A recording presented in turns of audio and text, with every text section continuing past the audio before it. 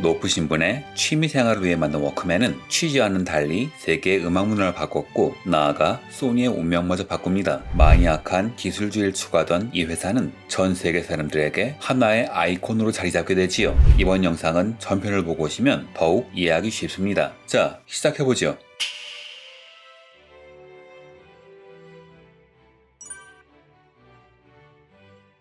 일본 기업들이 풍요로운 내수 시장에만 집중해서 해외 시장에 취약했던 반면 소니는 꾸준히 해외 시장에서 활동하게 되는데 이 경험은 소니의 중요한 자산이 됩니다. 그리고 이 자산을 활용한 제품이 하나 둘씩 나타나기 시작하지요. 한국에서도 많이 사용했던 모델 워크맨 109입니다. 오토리버스, 돌비, 메탈 테이프, 리모컨을 모두 지원하는 데다 배터리는 AA 건전지 하나만 있으면 되며 그럼에도 불구하고 크기가 딱 카세트인만 합니다. 소니 기술의 집합체 중 하나라고 할 수 있죠. 이 제품의 리모컨은 워크맨 7과는 달리 재생 등의 조작, 오토리버스 전환까지 가능했습니다. 이는 소니의 워크맨은 물론 다른 회사의 경쟁기들의 표준 사양이 되었지요. 또한 본격적으로 중저음을 추가한 것도 이 시기입니다. 당시엔 노이즈 캔슬링이라는 것이 없으니 외부 소음이 들릴 수밖에 없고 외부 소음이 들리면 음악에 집중하기 어려웠지요. 그래서 소비자들은 중저음 제품을 선호하기 시작했는데 소니가 이를 빨리 캐치한 것이죠. 이런 소비자의 요구에 소니는 DD의 후속기인 DD100를 무도관이라는 이름으로 발매합니다.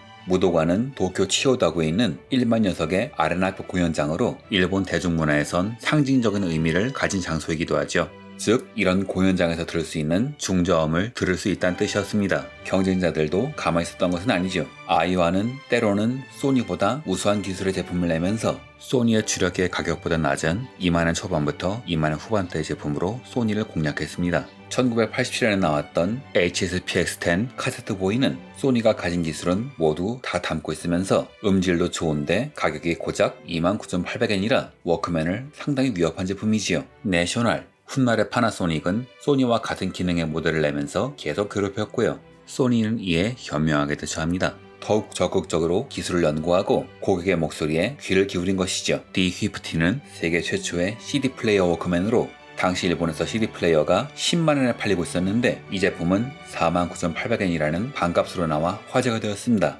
다만 이 제품의 원가율은 무려 200%였다고 합니다. 즉 제조 원가 10만원에 만들어서 제조 원가의 반값에 팔았습니다. 시장 선점의 의미가 더 강했던 제품이죠. 단 CD가 튀는 현상이 상당히 심했기 때문에 들고 다니면서 듣기보다는 밖에 들고 나가서 놓고 듣기 위한 기계에 가까웠습니다. 이후 CD를 넣는 제품은 디스크맨이라는 별도의 브랜드로 분류됩니다. 워크맨 D6C는 1984년에 발매되어 2000년 12월까지 제조된 워크맨 최고의 롱셀러입니다. 워크맨 101은 니카드 전지를 사용하여 한창 소형화한 모델로 카세트 케이스와 겹쳐놓으면 거의 안 보이는 크기였죠. 니카드 전지는 이후 껌 크기라고 해서 껌 전지라고 불리는데 이는 1985년 소니와 일본 전지가 공동으로 개발한 제품으로 이후 일본에서 발매된 여러 휴대용 장치의 소형화를 주도한 제품이기도 합니다. 일본 전지는 이후 유아사 코퍼레이션의 주식을 양도 GS 유아사 코퍼레이션으로 이름을 바꾸지요. 워크맨 F107은 레저 문화의 붐을 타고 만들어진 제품으로 태양광 패널을 탑재하여 4시간 충전하면 2시간 쓸 수 있었으며 이를 위해 방수 기능도 갖추고 있었지만 잘 팔리지 않아서 명맥이 끊어진 제품이죠. 워크맨 501은 카세트 테이프 케이스보다 더 작아서 화제가 되었습니다. 발매된 해에 굿 디자인상을 수상했는데 그 전까지는 껌전지를 밖에 장착했지만 이 제품은 세계 최초로 껌전지를 안에 넣을 수 있었죠.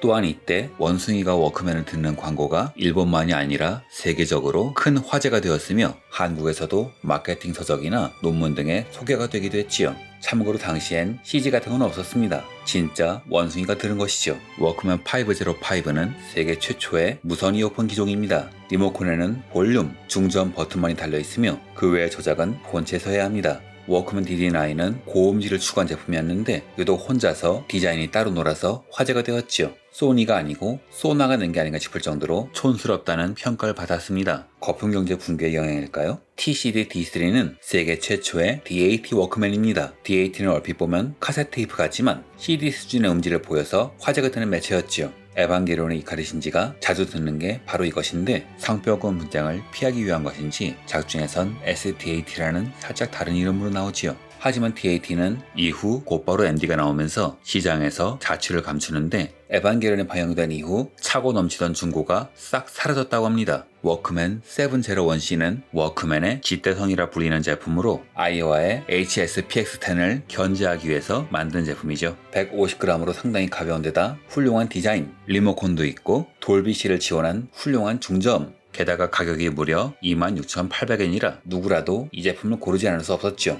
워낙 큰 히트를 친 모델이기 때문에 워크맨 10주년 기념 이벤트 모델의 베이스로 쓰이기도 합니다. 한정 200대의 비매품인 이 제품은 상태가 좋으면 부르는 게 값이라고 하는데요. 혹시 국내에 갖고 계신 분들이 계실까요? 또한 티파니 버전으로 나온 것도 있는데 이건 250대만 생산되었다고 합니다. 88년은 워크맨이 크게 도약한 시기였습니다. 경쟁사들의 장점을 잘 흡수했고 소비자들의 피드백을 잘 수용해서 개선한 제품을 바로 내놨죠. 이는 거품 경제 절정기였기에 나올 수 있었던 여유로운 행보가 아닐까 합니다.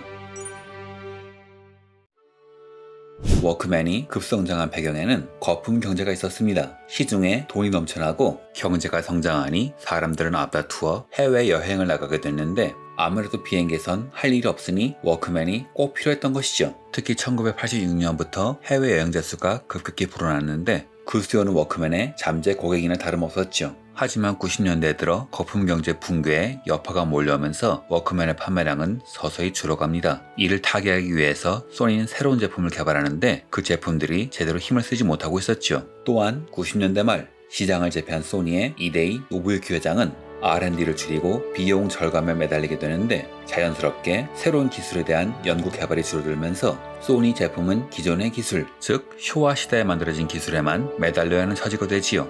1992년에는 세계 최초의 MD 워크맨인 MZ1이 발매됩니다. 국내에선 금성사에서 로고만 바꿔서 수입했지요. 이후의 기종은 MD 워크맨이라는 이름의 별도의 라인업으로 분류됩니다. 94년에는 워크맨 15주년 기념 모델, 발매되자마자 시장 점유율 15%를 차지했다는 전설의 모델인 EX1이 발매됩니다. EX 시리즈는 테이프를 새로 넣는 방식을 사용했으며 한국에서도 상당히 갖고 있는 사람이 많지요. 워크맨 WX1은 무선 타입의 제품인데 이어폰을 리모컨에 말아서 넣을 수 있습니다. 디즈니 법무팀이 일할 것 같은 디자인 아닌가요? 워크맨 EQ2는 속이 비쳐 보이는 디자인이 가장 큰 특징입니다. 어린이에게도 워크맨을 보급하던 취지의 제품으로 가격이 무려 8,000엔이란 싼 가격으로 유명했는데 한국에선 절대 그 값에 안 팔았지요.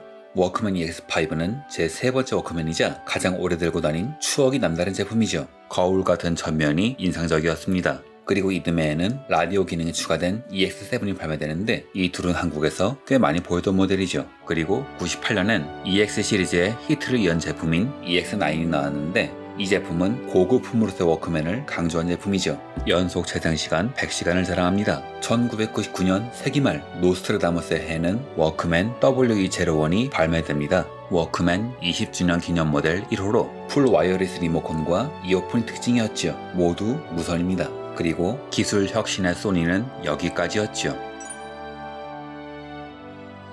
90년대 말은 소니에게, 아니 일본의 회사들에게 가장 중요한 시기였습니다. 하지만 일본의 기업들은 그 시기를 활용하지 못했죠. 당시 세계 각국의 기업들은 PC, 인터넷이란 새로운 문물에 너나 할 것 없이 올라타고 있었는데 희한하게도 일본의 기업들은 단 하나도 그러지 않았죠. 다른 나라들, 심지어 한국마저 자신만의 포털을 갖고 있는데 일본의 대세 포털은 일본의 것이 아니라 미국 야후의 일본판인 야후 재팬이었죠. 그리고 가장 희한한 건 어느 기업보다 글로벌 시장을 적극적으로 개척하던 소니가 정작 여기에 올라타지 못한 겁니다. 카세트 테이프의 시대는 이미 저물고 있었습니다. 이에 소니는 MD는 물론 네트워크 워크맨을 개발하여 시장을 공략하지만 소프트웨어 중심으로 변하는 세계 시장의 변화에는 쫓아가지 못해서 결국 발목이 잡히게 되지요. 세계 시장의 변화에는 우수한 기술로 대응한다 라는 함정에 소니도 똑같이 빠진 겁니다. 소니 최초의 네트워크 워크맨 NWMS7은 1999년, 즉 아이팟이 발매되기 2년 전에 발매되었습니다. 만약 이때 소니가 조금은 잘했다면 애플의 영광이 소니의 것이 되었을지도 모른다고 생각하는 건 과연 저뿐일까요?